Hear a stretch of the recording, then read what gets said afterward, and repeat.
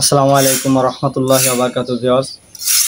আমরা একটি কাজ নিয়ে আসছি, এটা হচ্ছে কেসি গেট। আসলে কেসি গেট বিল্ডিংয়ে লাগানোর আগে যে আস্তর মারা খুবই জরুরি, সে বিষয়ে আলোচনা করব। চলুন দেখে আসি কেসি গেটের কী অবস্থা। আগে দেখে আসি যে কী কারণে কেসি গেটের এই অবস্থা, এই হাল হলো। এখন আমরা কেসি গেটটা ঘষতেছি, তারপর হচ্ছে আস্তর মারবো। তবে কোন কাজের আগে কেসি গেটে আস্তর মারা উচিত সে বিষয়ে আলোচনা করব। ভিডিওটা দেখতে থাকুন।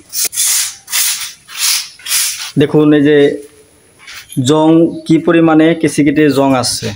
এটা কিন্তু এই কেসি গেটে জং আসার একটি কারণ হচ্ছে কি, এটা হচ্ছে আপনার এই যে দেখুন এই নিচে হচ্ছে টাইস করা হয়েছে, তারপরে হচ্ছে প্লাস্টারে টাইস করা হয়েছে, তারপরে ভিতরে এই টাইসের যে কাজটা করা হয়েছে।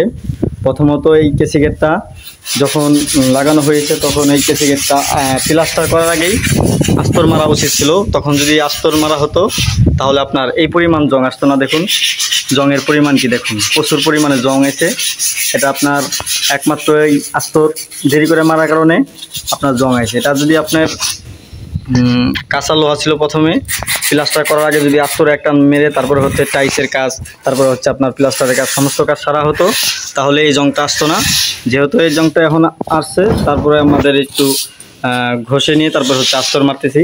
এটা আগে করলেই ভালো হয়। দেখুন কি পরিমাণে জং আছে, সবটার লোহাতে আপনার জং চলে আসছে।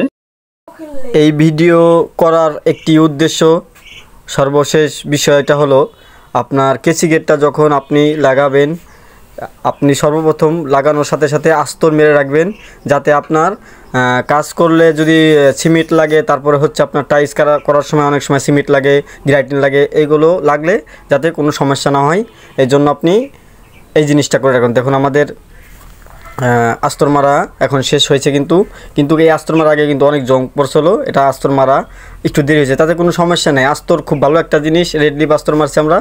দেখুন এটা কিন্তু রং না, এটা কিন্তু আস্তর, রেড লিপ আস্তর। চাইলে আপনার বাসায় আপনি গ্রিলে কিংবা আপনার ইসের লাগায় রাখতে পারবেন আস্তর, সমস্যা নেই। আমরা এক কোট মেরে রাখছি। পরবর্তীতে এটা আপনি চাইলে এক কোট মারার পরে সাথে সাথে রং করতে পারবেন, কিংবা আপনি 10 বছর পরেও 5 বছর পরেও রং করতে পারবেন, কোনো সমস্যা নাই। ভিডিওটা দেখার জন্য সবাইকে অসংখ্য ধন্যবাদ। পরবর্তী ভিডিও নিয়ে আসবো খুব তাড়াতাড়ি। ততক্ষণ আমার চ্যানেলটি সাবস্ক্রাইব করে পাশেই থাকবেন, আর ফেসবুকে দেখলে ফলো করবেন। ধন্যবাদ সবাইকে।